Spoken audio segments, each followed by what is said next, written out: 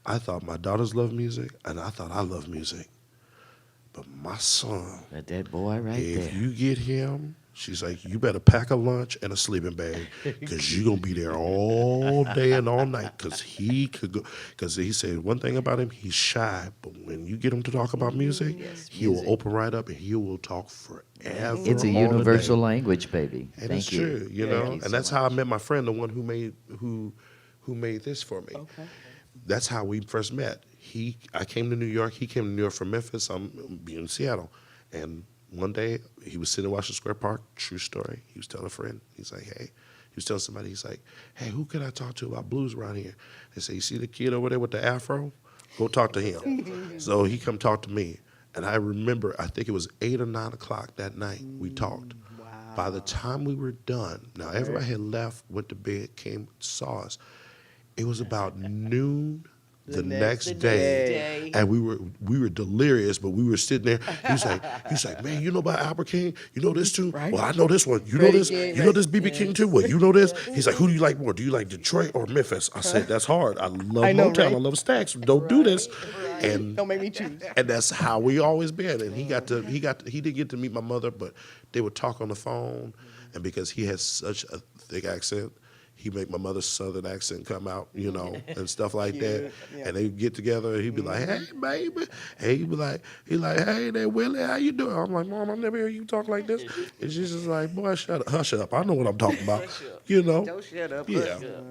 Your mom sounds like a real gem, and I was lucky to have one of those gems for a mom. So we'll have to get together and have a beverage and commiserate, talk about moms. I really enjoyed our conversation today, and I could feel comfortable talking with you till noon tomorrow. So so yeah, Jabril Hashim, is that how I say it? That's, yeah. Williams, also known as Jimmy James. Such a pleasure, man. Such a pleasure. We'll do this again. Yes. Thank you, Bunny. This was a blast. I wanted to say, I called him Seattle's favorite guitarist. I don't mean to diss Mike McCready or any of the other guitar players, but you got my heart, man. You got my thank heart. you. Yeah, it means Thank so He's much our sweetheart. to see you So- consult the elders and take it to people. It's still this stuff. It goes in generations. It goes in cycles, and you're a part of the pass next it on, cycle. pass So it I'm on really, and on and on. I'm Thank so you. proud and pleased. So Thank you you so for much. being here. anytime we can help you out, we're ready. Thank you for being here. Thanks. Thank Looking forward to that new record, man. That's going to be fun.